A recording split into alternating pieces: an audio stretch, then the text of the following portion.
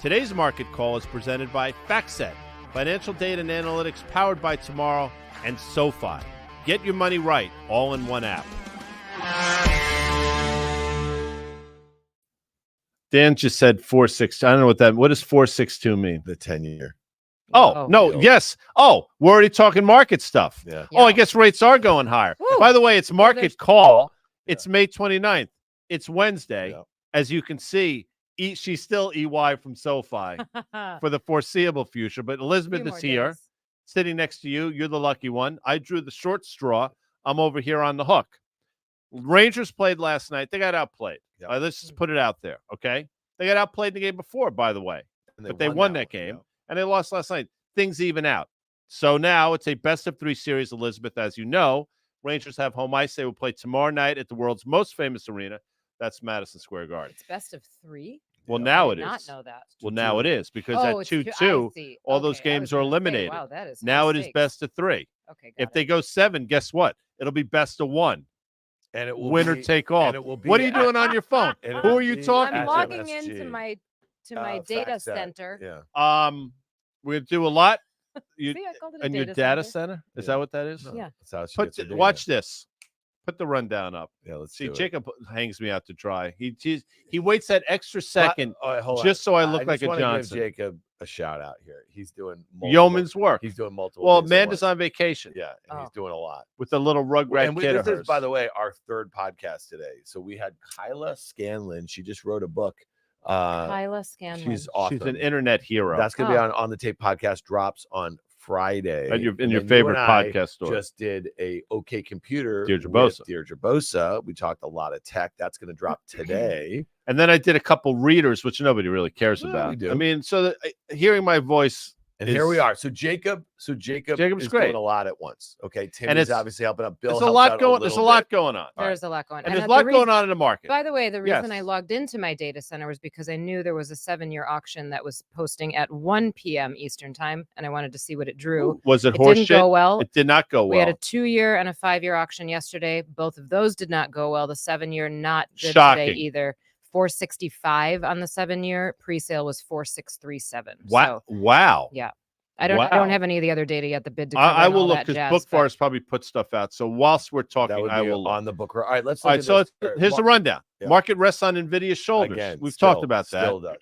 What small caps are saying? That is what you know. What that is? That's a 3-0 fastball coming right, and she's got the green light. Yeah, she's gonna take a swing at that.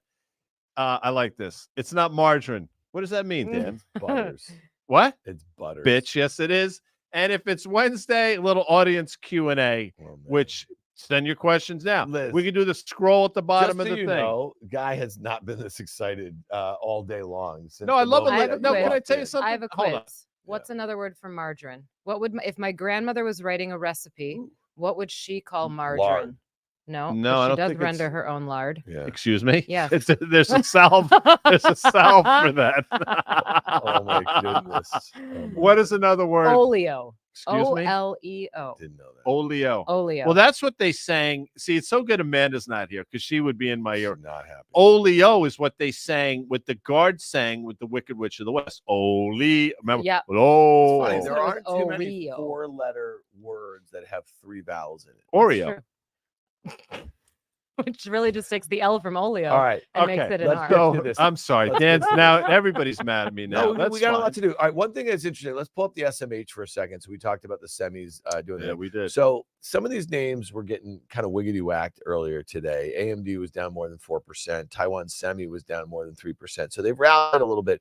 NVIDIA guy, I think at its lowest, if we just want to pull up an intraday chart of NVIDIA, they just cannot keep this thing down. No. I mean, look at it. It's green well, on the day. It's now the flight to quality stock. Do you guys think do you guys think that this is some of it, a big part of this is a short squeeze? Because again, no, I don't think so either. You know, the short interest is like 1.2%. Yeah, I don't think that's it. I don't think that's it at all. I think it's a winner. It's a winner that keeps like this is gonna be a terrible analogy because I have not followed the Yankees in a while, but like when Aaron Judge was young and new and he could not miss a ball, and it was like he just would swing a bat with one hand and it went out of the park.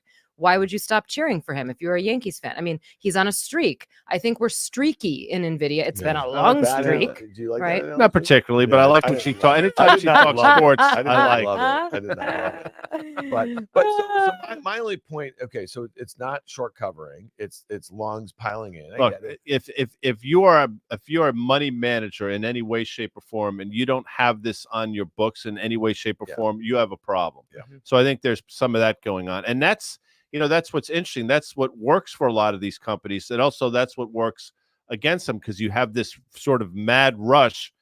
People that probably have not done any work whatsoever on NVIDIA find themselves needing to own the stock, and there are other stocks like that as well. So look, we've talked about this ad nauseum. But to be fair, if you do the work on it, there's some fundamental support. And I'm not saying this is a buy or a sell.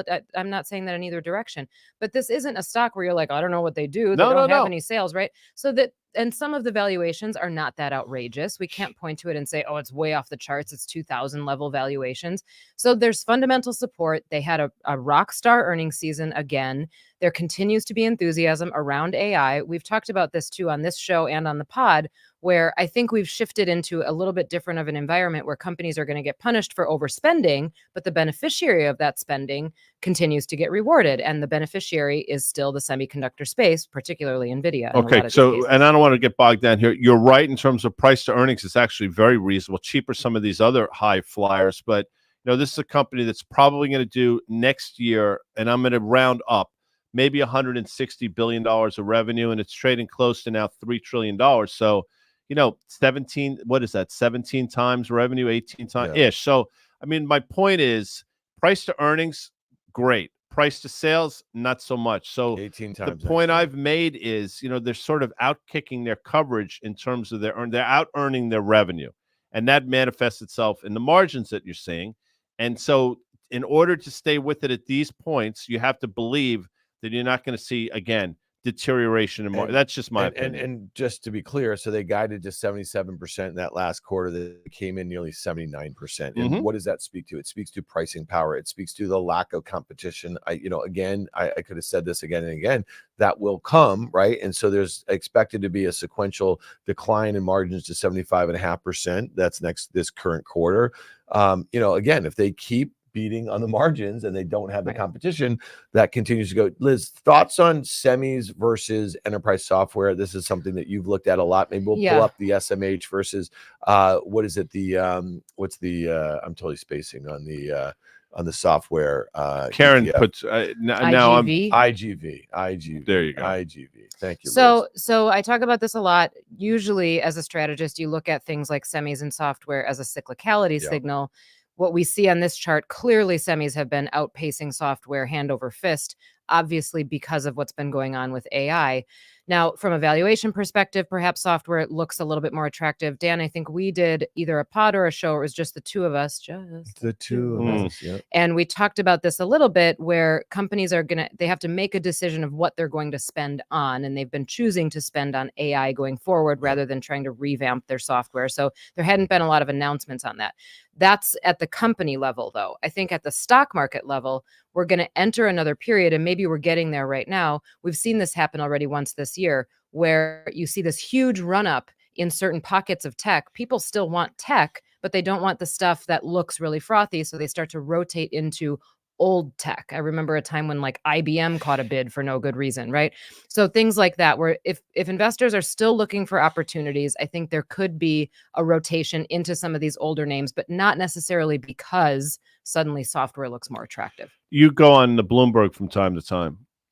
A data center. No, the Bloomberg TV. No, Bloomberg the TV. Not the and the radio. I did Bloomberg radio this week. You probably really we had you on the radio show once when we did our radio show. Yeah, we did. We enjoyed that. I only mention that because there's a Bloomberg note: hedge funds exposure to Magnificent Seven at record high. I mean, that's again, there is people are being forced into these names. Again, I'm not suggesting they haven't done the work, but whether they like it or not, they're getting forced in these names. And now we're up to almost 21% of the the magnificence, and that's a staggering number, and you can look at it right there, Dan. So the hedge fund aspect versus passive is interesting, guy, because this is basically going for alpha, right? If you're a hedge fund, you're an absolute return sort of situation, so you don't actually have to map towards, you know what I mean, some benchmark, if you will. I mean, obviously there's a whole host of things that a lot of hedge fund performance is compared to. So this is interesting. I think you and I read this note. It was coming from Goldman Sachs Prime Brokerage. They were saying at the start of 2023, the exposure of hedge funds, at least in their universe that they looked at, had 9.3% exposure. At the start of 2024, it was 17.8 or something like that. So think about how much NVIDIA has rallied. Obviously, Tesla's down 30-some%.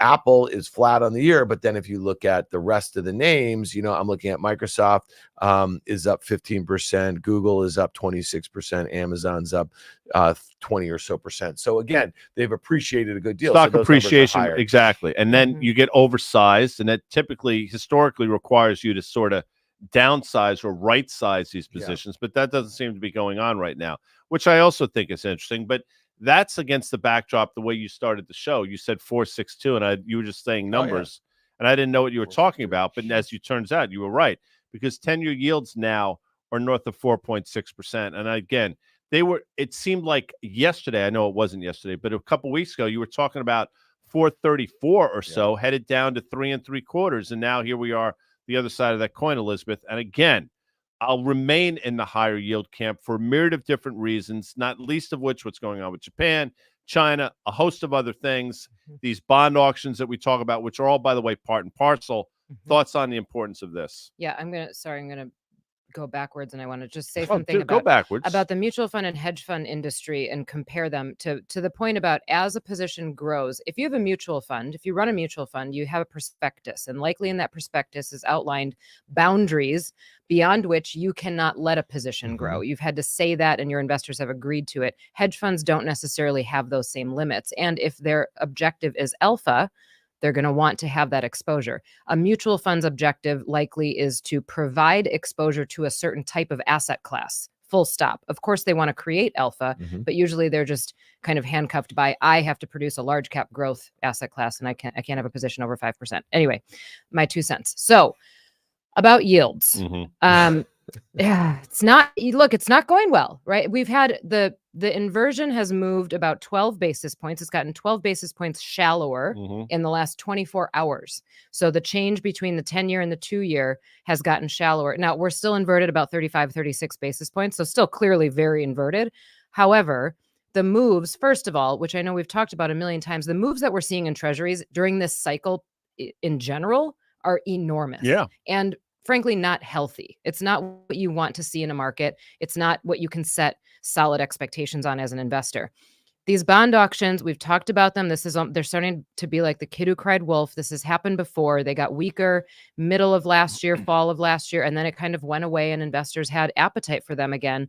But these bond auctions are again showing us that there is not enough appetite for treasuries out there. And that has a lot of different repercussions.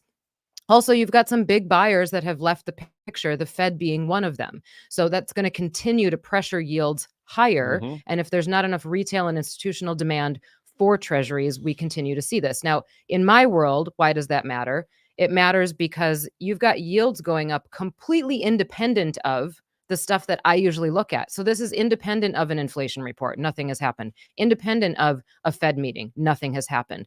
Independent of anything that it really is happening in the credit market. Credit markets are still pretty quiet. So this is complete market forces left to their own devices that are going to continue to tighten financial conditions at a time when we thought monetary policy officials were supposed to be the ones with that kind of control. We don't pay enough attention to it. You and I talk about it seemingly at length as we're sitting here right now. 10-year yields in Japan. Now I think they got up to 1.08%, which doesn't sound like a big deal. Trust me, it's a big deal. Coinciding with their currency, the yen continuing to weaken to the tune of right now about 157.65. This is obviously a dollar yen that went north of 160. Bank of Japan intervened twice. They got it down to about 152.5. And now, in the face of yields going higher, their currency is weakening, which is not good. I mean, again, you say, well, again, Guy, you're too focused on Japan. It's third largest economy in the world, largest owner of our all these different things. That is bond. What's going on there is bond bearish, yields higher, if that makes sense. Yeah. Well, and this Japan thing is not over. Again, we're not at a point where it's going to trigger the carry trade from unraveling, but it is showing us, which we have talked about, and I continue to believe this, no matter what the Bank of Japan does, they can't stop it from weakening because there's just too much force around the globe to make it continue to weaken. So their next option, back to the original conversation about yields, their next option is to just start dumping treasuries. Right. And that's going to push our yields even higher. Again, absent from what the Fed is doing, absent from inflation readings. And our stock market is so obsessively focused on CPI and on Fed speak that what if it's something completely different that messes with it? And then what do we do? Well, here's the deal. So look at this 10-year chart. So if we were to get back towards the high end of that well-defined channel uptrend that you see there, you're getting towards 5% or so. And it's interesting, Jacob, if you can overlay the S&P 500 over this, you know, the last time that the 10-year yield was at 5%, the S&P got as low as 4,200, you know, so we're looking at it here at, you know, just below 5,300 or so. You know, again, you know, you could say it's different this time. Maybe it is, maybe it isn't. I think the reasons why yields are going up now are far worse than they were. There was fear of sustained inflation right now. I think the data suggests that we actually have that. Okay. And we have slower than expected growth because back when the yield was at 5% in the 10-year, I think we were expecting, you know, over 2% or so GDP growth this year. North of, I think that was in October of last year. Yeah. I think expectations were north of 2.5%. I mean, you know, my memory fades here and there a little bit, but yeah, to your point. And that's obviously, we came in nowhere near that. Right. And, you know, listen, I think at some point, if we have a string of strengthening inflation data, then you're going to start looking at the CME FedWatch tool, and they're just going to start pricing in potential hikes, which we saw earlier this year as well. Yeah, I mean, and again, that Johnson Neil, did I just say that on? You did. But Neil Kashkari, Neil. Huh? Yes. Neil. Oh, it's not Johnson? No, it's not. Well, it's unfortunate. You've met him. I'm sure you've been on like an 8-box with him. From Minnesota he is. Or something. Yeah. Anyway, I'm getting bogged down. But, you know, he actually brought it up, I think, yesterday in terms of potential for rate hike. He didn't think it's not base case, but they're talking about it. Yeah. And one thing, let's go to the S&P for a second here, because I think this is interesting. Guy, you and I talked a little bit about this flag that was forming after this big rally back, new highs over the last week and a half. It's consolidated a little bit. It'll be interesting to see, you know, just again, if yields continue to go high, what is the knee-jerk reaction, Liz, in the S&P 500? How much, you know, we had what, a 4.5% peak to trough decline from those highs, and I think it was late March into, you know, kind of late April or so. It felt very orderly. You know, there were some stocks. Hey, listen, by the way, NVIDIA on that 5% decline sold off 21%. You know what I mean? So again, it didn't start to snowball across, you know what I mean, the broader market. That will take a fundamental reason to happen. I'm just curious, S&P, is it kind of setting the stage for higher highs, Liz, in your opinion? Well, I think yields are setting the stage for some higher highs. What we've got right now, though, here's the thing. You could set an environment, and this is what the bulls would say. You could set an environment where, okay, yields are rising. They continue to rise, at least on the long end of the curve, but we get inflation under control and the 2-year yield starts falling because we have expectations of the Fed cutting rates, which most people would interpret as bullish for stocks. And it would be for short-term duration stocks. And what I mean by that is utilities, staples, healthcare, short duration, dividend payers, that kind of stuff. Long duration stocks would see pressure in that environment. So then you've got a market that some sectors are doing pretty well, other sectors are not doing well. And I said this last week, I'm hesitant to say it again because Guy almost lost his junk, but that would be bad if I lost my junk. Big tree fall hard, right? No, when she said that, Dan wasn't with us. No, it's just you. And there might be new people watching, but she said big tree fall hard, and I almost lost my junk. Did you just say that? I did. And that's from Dan, as you may or may not remember, because I mentioned this last night on CNBC's Fast Money. That's from Wedding Crashers. Yeah. That's Brad Cooper. Brad Cooper says to Vince Vaughn, big tree fall hard. And when she said that, I was like, oh, I can't. Yeah. Anyway, please. So then, and the big tree in that scenario is if 10-year yields continue to rise and you've got pressure on growth stocks, the big tree is everything that has seen all of this enthusiasm, the swift run up since last October on AI, and even since January of last year. And there's just more for them to give back. Now, Does that mean that I'm bearish on the market? No. How should you be positioned in that environment? I talked about this in my blog a couple weeks ago. You want those defensive sectors, and some of those sectors too. If we're running the risk of a reinflation in inflation, you want commodities too. And you've got some of these adjacent plays that can still be AI-ish, copper, for example, utilities, for example. You can still buy those. You can still be positioned in those. This is not like I'm saying, take all your money out of the market and run. Speaking of commodities and those types of things, look at you. Well, that's what I do. I segue. Yeah. I put it on the tee for you. You did. You're You welcome. really did. Thank you. That's nice when people do it because it's hard to bend down all those times. So when people tee up your ball for you, you know, you're obliged to knock the shit out of it, right? ConocoPhillips to buy Marathon Oil. So, I mean, again, this is a $17 billion all-stock deal. Throw up the slide. We've talked about the space being in play a number of different times. It's been quiet over the last couple months.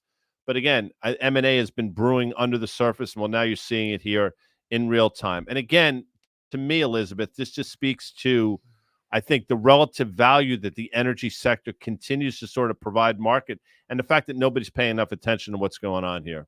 Yep. And I think energy stocks can still be an okay buy here too. We haven't seen them move a ton in the last month or so, but there has been a lot of M&A activity in that particular sector. And I know that you look at that as more of a positive note, that if companies feel like things are going well and they've got a bright future, they're going to continue to do that, and they're going to buy up other smaller companies and eat up their competition. And I think that that's fair. I think what's going to happen as we get later in the year and into 2025 is we're going to see M&A activity happen in other sectors, but not for good reasons. We're going to see it happen because companies can't finance their growth like they used to be able to, especially if we have yields continue to stay where they are. Yeah, so it's interesting.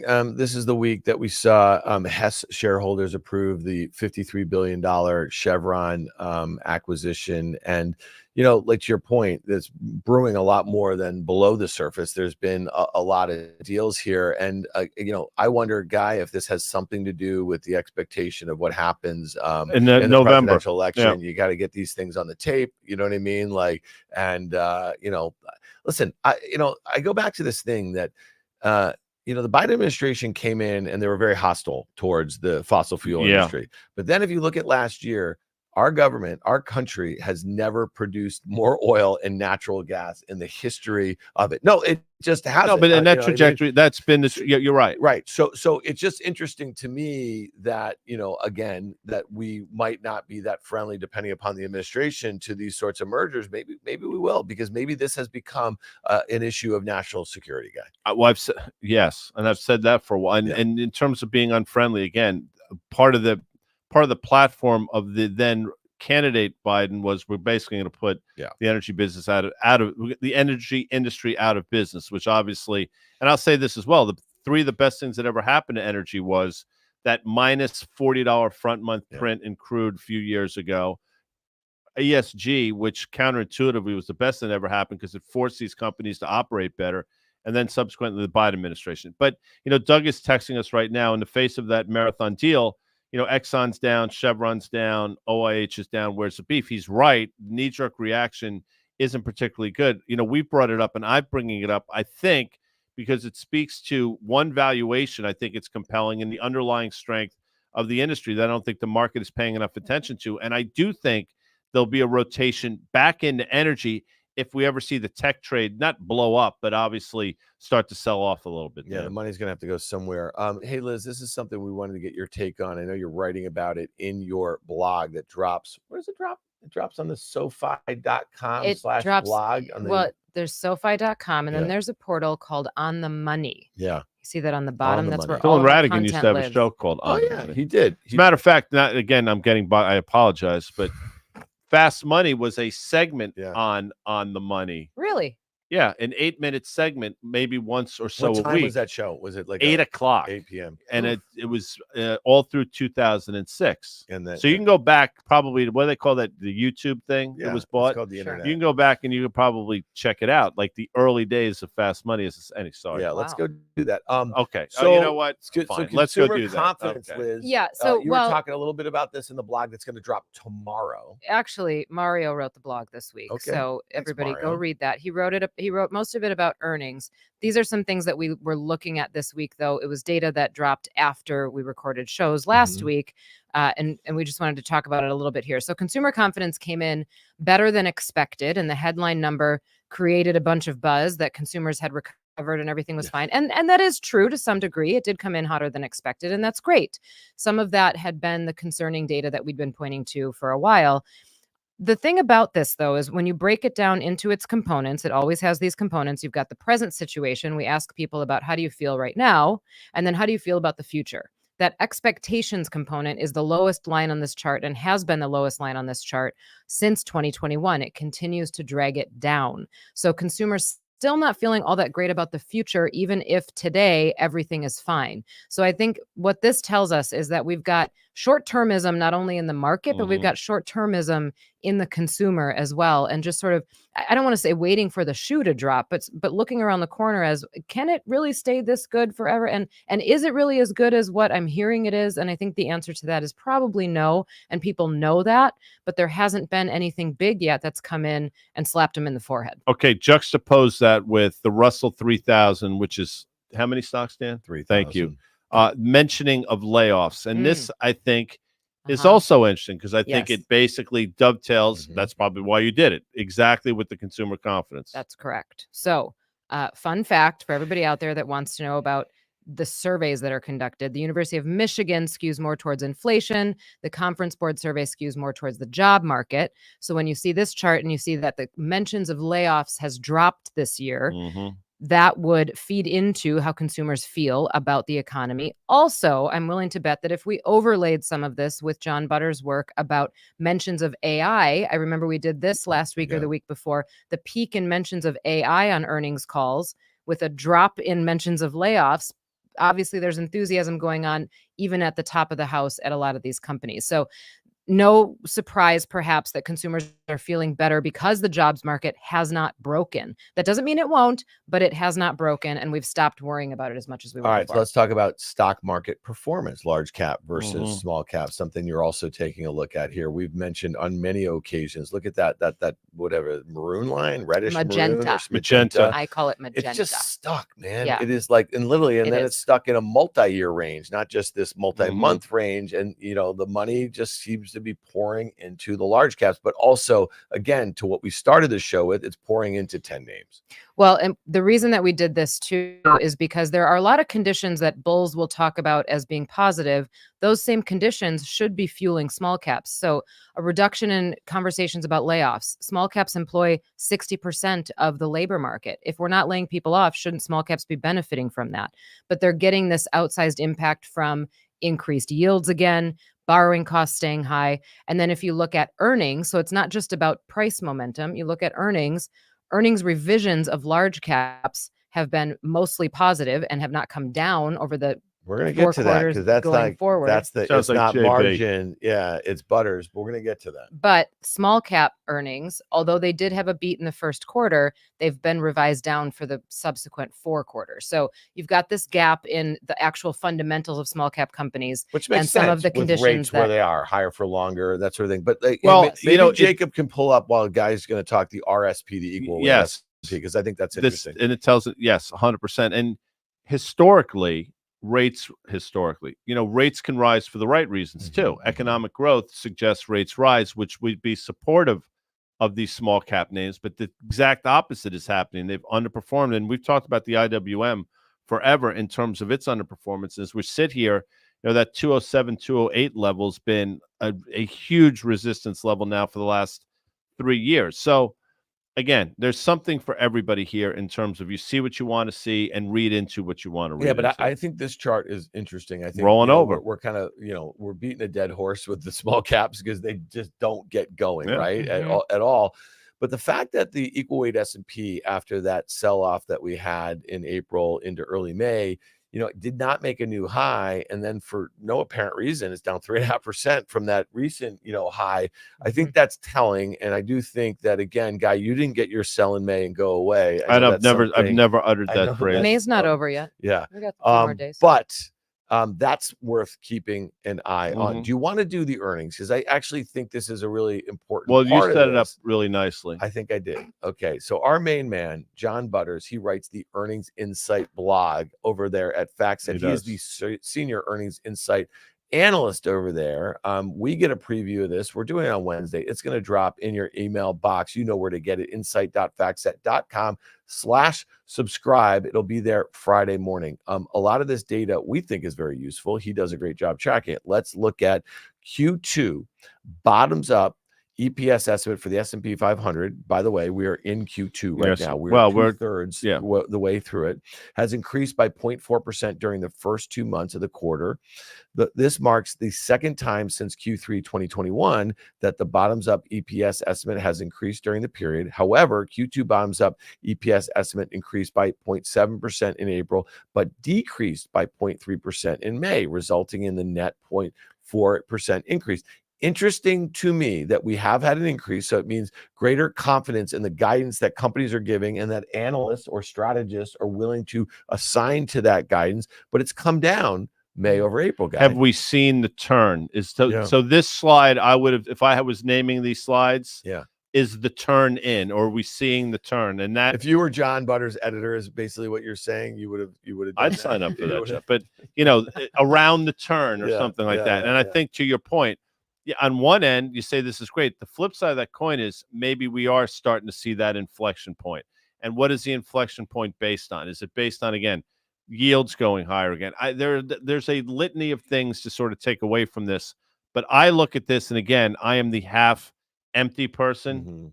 Is that right? Yeah. Half empty is the bad one. Yeah, it's slightly. I'm the pessimist. Yeah. And I say, There's okay, something in there. Although it looks good on the surface, what we're maybe seeing is that inflection point. And oh, by the way, what are we going to get in terms of this inflation data that we're waiting on as well? I still think that's turned the wrong way. Despite what people say, the last numbers we got, they were still pretty hot in my book. So we'll see what inflation says. Well, PPI was hot, for sure. CPI was less hot than expected. You know what's interesting? There was an article I read today in a source in a data center somewhere that was about the market's expectation, the volatility expectation for PCE this week. That's what we're talking about. We get PCE data on Friday, and that's the Fed's preferred measure of inflation. Right now, as far as the market can tell, only a 0.5% possible swing in either direction, basically a nothing burger. But when you look at what the implied volatility is on something like CPI, which, by the way, next time, CPI and a Fed meeting on the same day. That's on June 12th. That's going to be a real humdinger. It's a Wednesday. I'll be around for that. June 12th. A humdinger. All right, let's move on, because I think this is interesting from Butters. Also, on the sector front here, 5 sectors have recorded an increase in EPS estimates led by the energy sector guy. 6 sectors have recorded a decrease in EPS estimates led by industrials. You mentioned industrials and transports a few times over the last couple weeks. All right, so that energy surprises me. Industrials, not so much, because again, if Jacob can do this quickly, IYT is something that's concerned me now for a while, and that's obviously the transport. And I don't think it's a particularly well-constructed ETF, but it's not the point. You see that if you go longer term, you see exactly what I'm looking at. This is now rolling over in a pretty major way, and you see those double tops there. We're trading down to the moving average. People will say it's a much different economy. Yes, it is a different economy. However, the transports are still a very important part, and I don't think the market, forget about small caps for a second, because as you said, we beat that to death. Transports are something that I don't think the market is taking in enough consideration, and I do think it's something you're going to start hearing more and more about on CNBC and some of the other networks.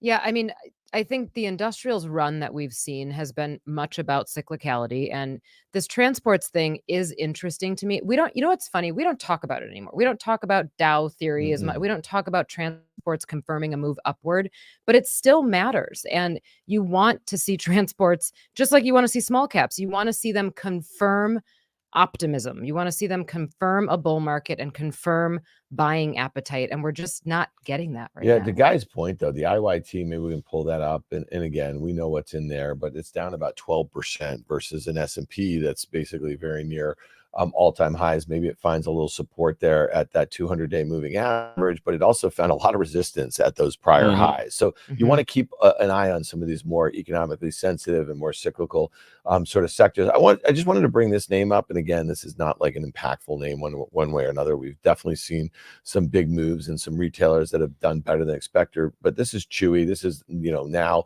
it's up 28%, 20% short interest. This thing was kind of left for dead. The ticker is CHYW. So up 28% today. Not a small market cap, by the way. Move that chart over a little bit so we can just see that. Wow. There you go. It's through its 200-day moving average. This thing was just grinding to, so listen, there's plenty of opportunities. Like the upside downside risk reward of this, probably headed into it. We did not take a look at it. Probably wasn't that bad. The implied move in the options market was probably, my guess, somewhere like 6-7%. You can go back and look at that by looking at the at the money straddle. And sometimes it's helpful to go back and look at just how much a stock like this has moved on average. It's had some big moves over the last 3 quarters before today. It had 10% plus declines, 10% and 12%. Yeah. So again, I just think that's interesting. Also, Guy, one that's near and dear to your heart, because I know that you're using more Dix.com these days, but DKS is up 15%. Okay, so you're doing that to make. No, by the way, not, we should put in the ads with Will Arnett where his kids come into the kitchen. They're like, "Dad, I need soccer cleats. Dad, I need this." And then one of them says, "Well, I can't." He says, "I can't get to Dix." Well, go to Dix.com. That's what I'm not buying anything online. Have you seen that ad? No, but I love Will Arnett.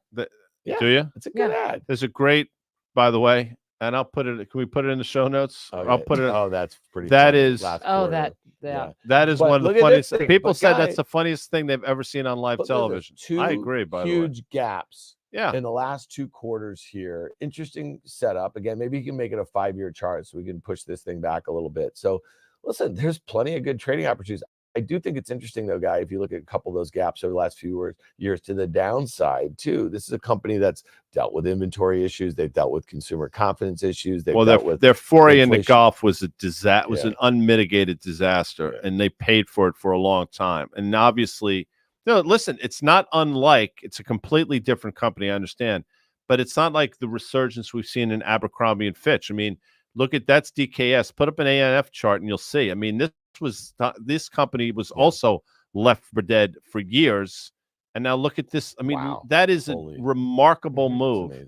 So I mean, there are times where people or operators do figure it out and they can turn the tables, and those are 2 examples. That's not even, and again, this is not an endorsement to buy the stock necessarily, but Dix? even of Abercrombie. So when I was in college, something it's not talking about. Thank you, Elizabeth. Let's keep it. Yes, you are. When I was in college, one of the more it was interesting hot. stories. You just like the name of the stock. Dix was hot when you were in college. Oh Jesus, Abercrombie was hot when I was in college, and then Guy's point, left for dead. I will say I have been surprised how many people, my friends, colleagues, I mean, people in the hair and makeup room at CNBC telling me about, I'll ask, this happened just a couple months ago. I came in, I was like, I love that outfit. And she said, it's all Abercrombie. I was shocked. So it's not just that do they have any other brands that they got better. I don't know the answer to that, but it's not that they necessarily got better only at managing the business and managing their margins. They did an entire overhaul of basically their style and what they're offering, and maybe even the age groups that they're targeting. So it takes more than just trying to figure out, well, we got to manage costs and expenses better. This is a company, I'm just looking at estimates for this year and next, like fiscal 25 and 26. They're like expected to grow sales like low single digits, earnings maybe mid single digits at best. I don't know. It's just not. If you're buying this stock here after this move, look at that 200-day moving averages. All lonely. All right, Guy. Before we get to some Q&A, which I have, by the way, this is really interesting. So last week we launched a new podcast, and it's a podcast from Risk Reversal Media that you don't have to listen to Guy, Dan, or Liz. It's pretty kind of cool. This is called the Market Matrix, MRKT. Wow. Matrix. You see it's what like a black hole. It's an AI generated. It's not a generative AI podcast. No, I learned the difference AI generated. And just really quickly, I'll tell you what we're doing here because we've had some questions. How is this being developed? Guy and I and our team, we're coming up with like 10 of what we think are the most interesting stories of the market day. They could be economic, they could be markets, it could be maybe a little political. We are curating those stories. Then we're putting it into a generative AI bot. Sure we are. Okay. And we're giving it a prompt and we're asking for a summary. Then we're taking that summary, the text of it, and putting it into an AI voice bot. And then our team is putting it into baking a podcast. So in under 10 minutes, you're going to get the biggest stories of the day. You're going to get updated. It drops shortly after the close. We think it's pretty cool. So here's the deal. You ask us all the time, how can you support us? How can you, help us? Go to the podcast store, wherever you get podcasts, subscribe, leave a review. Wait a second. Take a screenshot. Hold on a second. Leave a review. It used to say something else. Yes, it did, Elizabeth. What did it say before? Leave a 4-star review. A 5-star review. And I remember how exercised I got by that. Yeah. I'm like, you can't tell people what type of review to leave. We want a good review. Leave a good review. And again, it helps people find the podcast. We think this is one of the more interesting things that we've done in the last few years, other than bringing Liz on to multiple podcasts. That was a stroke of genius. Pretty cool. And you know what? Do that. Send the review to Contact at Risk Reversal, a screenshot of it. And you're going to get that tricked out T-shirt. Look at that. It's pretty cool. Can I ask a question?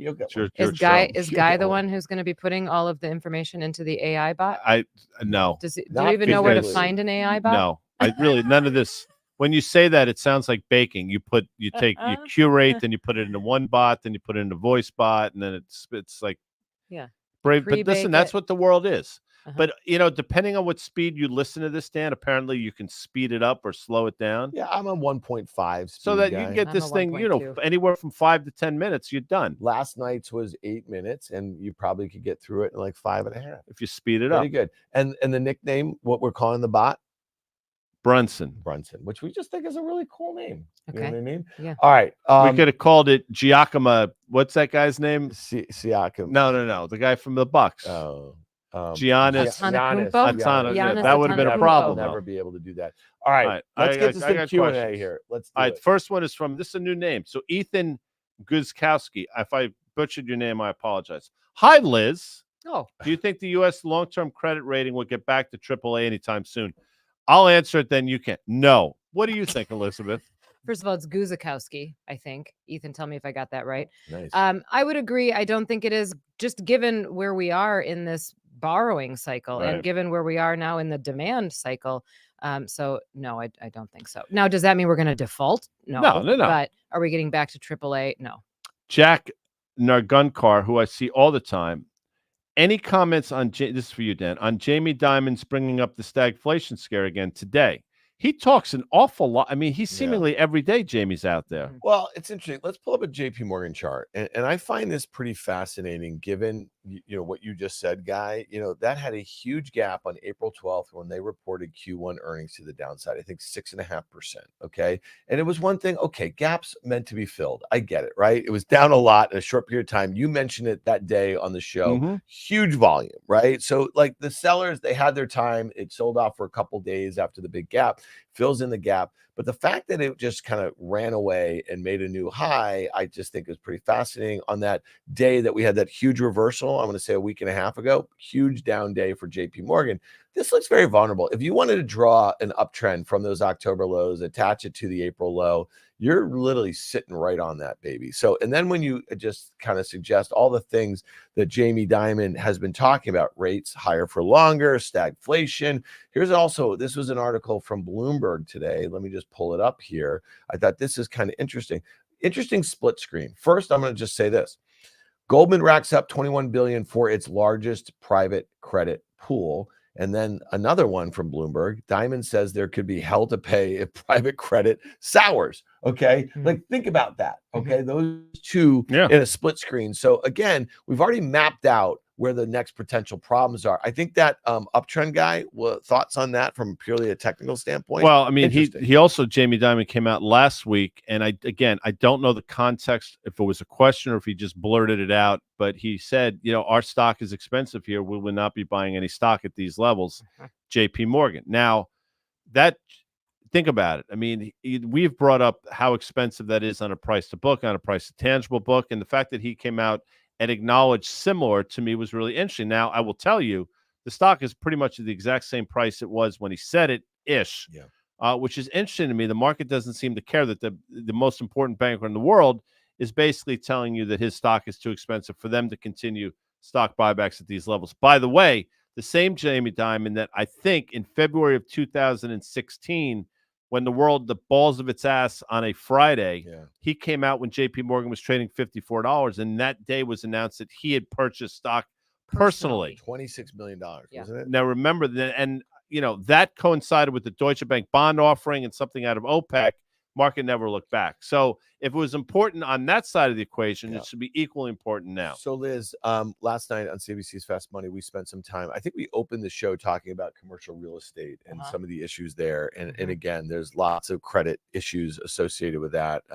So my quick question to you: let's look at the KRE. Okay, so obviously a lot of these regional banks have a lot of this CRE, the commercial real estate exposure. We've been talking about it for a while. Can't get out of its own way. Doug Cass had a note about it on Real Money today. Look at that 200-day moving average. Look what percent it is just in the last 2 weeks, but then also off of its 52-week highs. If he wants to back this out to a 5-year, you just see like how far it is from the all-time highs. And then even the BKX doesn't trade particularly well over the last week or so. Thoughts on banks, specifically large cap and small caps? I think a lot of this is about yields. I mean, even the real estate moves. If you just look at the real estate sector in the S&P, it's moved quite a bit based on the yield moves. And that will continue to happen, in my opinion. That will continue to happen as yields stay volatile. And I don't think they're going to stop being volatile anytime soon. The very straightforward answer on banks is, as we've talked about many times, banks lend long, so they make their money on the long end, and they borrow short. So if they have to pay depositors more and more to keep their money in a deposit account, and 2-year yields stay where they are, which now we've seen through this year, we've learned that 2-year yields are going to stay higher for longer, the costs just continue to rise. And if that yield curve inversion doesn't get much more shallow, there's not a very straightforward way to say, okay, banks are going to start making more money on NIM. We don't rehearse this. Nope. You know this. Nope. We don't wing it. I don't wing it. Oh. But we talk about it. We just chat. This is a conversation. Yeah. So I don't know how this is going to go, but Elizabeth is smart. Uh-oh. You're a Milwaukee Brewer fan. I am. You grew up loving Robert Yount and Paul Molitor. That's correct. Both guys would typically play, if they didn't play the entire 162 game schedule, they'd play anywhere from 150 to 160 games. Sure. What one word would you use to describe that type of, fortitude or ability to be on the field every day? What stamina? Stamina. What other word? I mean, think about the context of this show. This is a financial show, and there's a certain word that durability. Durability. Thank you. I knew you'd come to it. Okay, so here you go. This is Nicholas Holiday. What's wrong with Whirlpool? Stock looks like it's going out of business. And that speaks to durable goods. If you think about the purchases at a Whirlpool, a washing machine, for example, a refrigerator, for example, those things tend to be durable. At least they should be. Now, throw up a Whirlpool chart that comes out WHR. A week or so ago, we heard from Home Depot. Their same-store comps were down 2.8% year over year. Then a week later, we hear from Lowe's. They were down 4%. Now, think about where Whirlpool sells their stuff. So you start connecting dots, and if you go a longer-term chart, you'll see that everybody and their cousin were buying durable goods for a period of time. Makes sense. That obviously is not going on now. So it's not going out of business, but it speaks to the cyclicality, Elizabeth, around a name like this. Yes. So you can look at something called durable goods sales, which I do watch very closely because you can see it. It's called new orders. You can see it in that. It's usually, and we've gotten this question before, what is a leading indicator? Durable goods are typically a leading indicator. Now, this isn't just for Whirlpool. The reason they're a leading indicator is because they tend to be bigger ticket items at a lot of those stores too. So if you're going to Home Depot and you were doing a big kitchen remodel, you're obviously going to buy new appliances. If you're going to put that on hold and only buy light bulbs instead, the durable goods sales at Home Depot go down, but spending on other things goes up.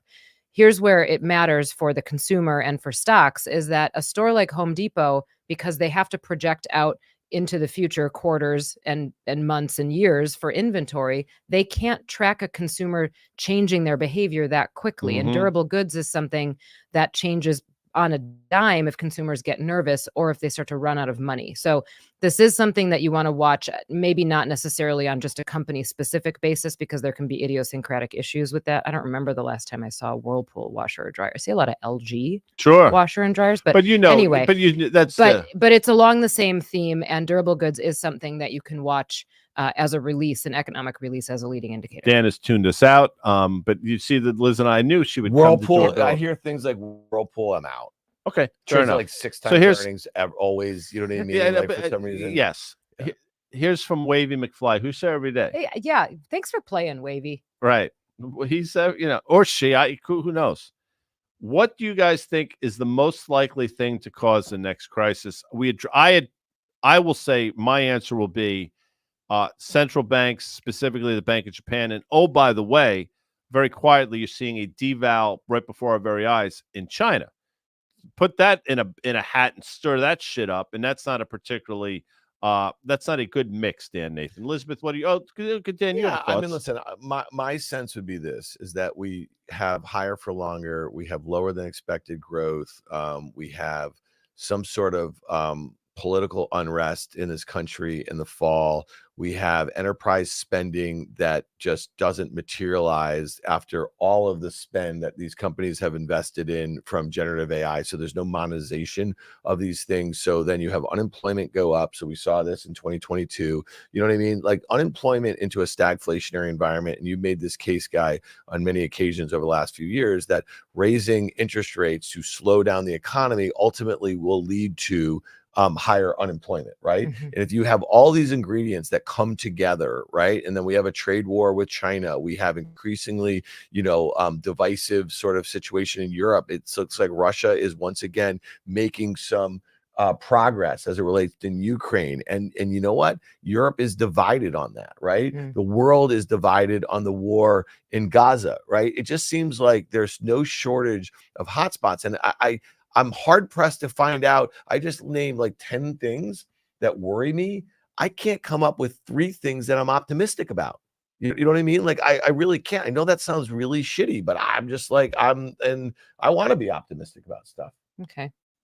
You know what? And not this weekend, but next weekend we're doing something that I'm very optimistic. I'm really optimistic about that. So that's one I am thing. Too. Without doxing anybody. Yeah. Is that a thing? Can I give my answer to this question? Yeah, of first? course. No, okay. Of course. Sorry. So, and then we'll get to what we're optimistic about. Okay. I would say, if I paint it with a broad brush, I think it's something to do with credit. Mm-hmm. The catalyst that creates the credit issue may be something external. Who knows what that is? Maybe it is something to do with the Japanese yen. But I think there's a number of different options that could cause a credit problem. The first of which that we hear a lot about is the consumer. We know that delinquencies are rising, borrowing has risen, and the consumer is strapped, at least on the lower end of the income spectrum. So there could be an increase in consumer delinquencies, which I would consider a credit issue. There could also be something that's currency driven. To Guy's point about central banks a little bit, but if it's currency driven, we've got that yen issue. If you do start to see an unwind in the carry trade, or you start to see Japan dumping treasuries, I think credit spreads would widen in that environment. And once they start to widen, because they're so tight, it's going to be hard to catch them. So that would be the other thing. And then the last of which we talk about a lot. Obviously, there's this commercial real estate thing outstanding, some type of corporate credit issue where either it's because rates are too high, companies can't refinance, or because revenues have come down and the interest coverage ratios look bad, ratings start to fall, that sort of thing. You get what are called fallen angels. They go from investment grade to junk if we have a wave of that happening. But I think it'll have something to do with credit. There's a good commercial, Visiting Angels, but that's for like nurses that come in and take care of old people like me. So are we doxing or not doxing? What is doxing mean? Apparently Dan says that all the time. Like I dox. I don't even know when what you like let the world know something about somebody that's it's meant to be like when you hear like a journalist got doxed, like their address or something. I would give you anybody's address. There's a lot of that goes on the internet. But no, I would say something to be optimistic about, and I mentioned not this coming weekend, but the following. Are we allowed to even talk about that? Of course. Yeah. Elizabeth, what are you doing? You got something going on? Saturday. Oh, Saturday. I can't wait. It's the 8th. Guy Adami hasn't been out on a Saturday night since like the late 80s. I don't think. I mean, he's coming out. Yeah. So, Liz got married. She's getting married. She technically got married, but the party is on the 8th. Yeah. So we're looking forward to that. Two fellas will be there. It's not because it's a short list. Guy and I can't invite everybody. Guy and I are going to arm wrestle who gets to walk her down the aisle. No, that's not. Who would win There's that? Who no would win? aisle. Yeah. I think my parents would win. Oh, that's Yeah. true. As they should. But Yeah. maybe we could do like in practice. Don't they have a rehearsal? A We could do rehearsal. Yeah, we didn't stand-in. really do that. We did. Yeah. You know, we went real unconventional. know. with I this would whole be the thing. person, by the way, because I'm older. What? And a church, a more church guy. Yeah. It's funny you say that because I didn't want to one say of my a church nephews, goer, I have 'cause I'm like not sure about 30 that. nieces and I have Yeah. grandnieces Yeah, and you're nephews. like now. a big Italian family. No, not really. Yeah, you probably have some godchildren. They come. I up have to a you bunch and of they say- and godchildren. They kiss you. And they say Godfather. No, but one of my nephews is getting married and he asked me to be like, I'm going to do the wedding. All right, that's awesome. officiant. And By, That is by the awesome. way, Okay, in the that's Godfather movies, usually when there's some like religious stuff going on, whether it be a People getting whacked. There's a christening. That's religious. christening. Oh, You know who the christening. kid was Okay. at the christening? Yeah, it was Godfather one? Sophia Coppola. Yeah, the daughter of. That's one of the trick questions. And who was in all three movies? Sophia Coppola was in all three movies. What was she in the second one? Go back and look if you remember, like little kids, Yeah. milling about. She's She's one. horrible in the third one. Don't. That's mean. Oh, she was literally one of the worst. Well, they parts of that wanted movie. Winona Ryder to do it, and she got sick. Okay. So she was like a late fill. Andy Garcia was great. I would love a Godfather 4. No, with Andy don't do Garcia. that. That's Why not? That's embarrassing. As soon as I want out, they No, pull that me was an back awful. in. That's an awful. Really? Yeah. All right, should we get out of here? By the way, Yes. Elizabeth, on your honeymoon, if you're going, you should watch We The just Godfather. planned it. We just Where you planned it. going? We're going to go we're to not- Peru. No. To Yeah, Machu we're Picchu. doing Machu Picchu. We got to go Yeah. to. I went there. It's Aguas Caliente is the name of the town. Yeah. Is that a Aguascaliente. bar? And then you It's fly it's into hot Lima, water. and then you go to. Are you going to take the train from? Take a train from well, Cusco. correct.